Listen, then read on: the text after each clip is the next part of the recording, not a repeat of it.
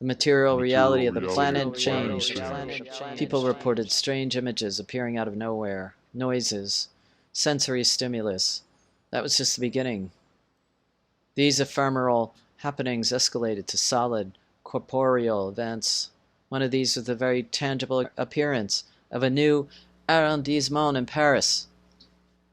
It was a block of buildings, residential and commercial, that appeared to be a mirror replica of the others on all of sides of it. It was bordered by the first, second, third, and fourth, and it even had its own Seine and its own Notre Dame. Before the army could invade and cordon it off from Parisian residents, the people rushed in and took possession. For reasons that are obscure, they skipped the numbers between 21 and 54 and called it the 55th. When the government stepped in and threatened evacuation, the Parisians stood firm. The government responded by declaring the sector officially non-existent, a foreign territory. They banned the name 55th Arrondissement and prohibited the use of the post code 75055. Any who insisted on living there were stripped of their residency, their citizenship, and their identity.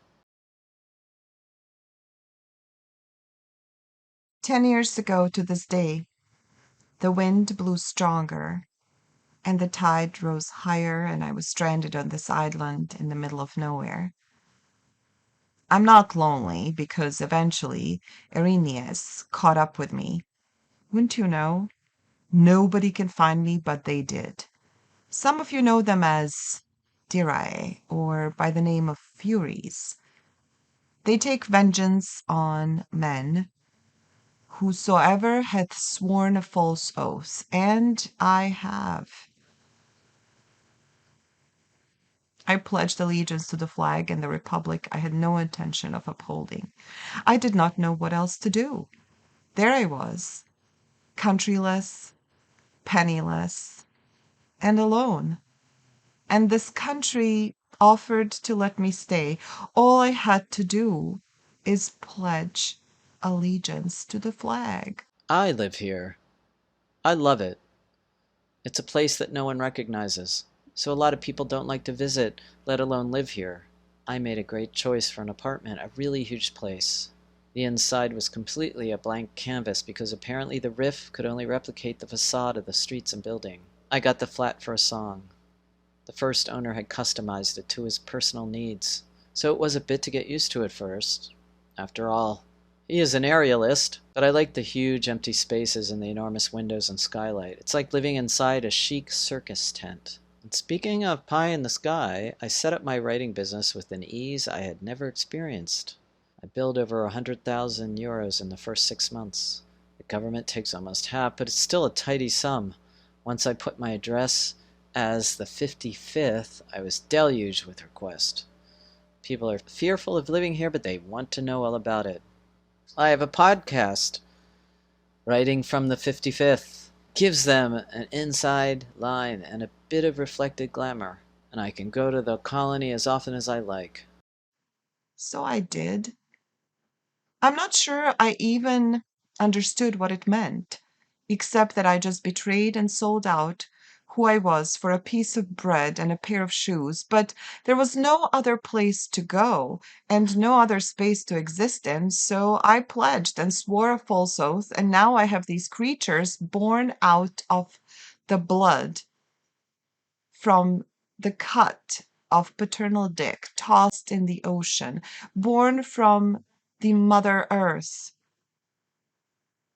and dickless father, though some say they were born when Earth copulated with the air in the middle of the night. I mean, air is dickless. Who knows? This was so long ago. So they followed me here to this island to torture me every day and every night until death do us part. My death, that is, because they can't die.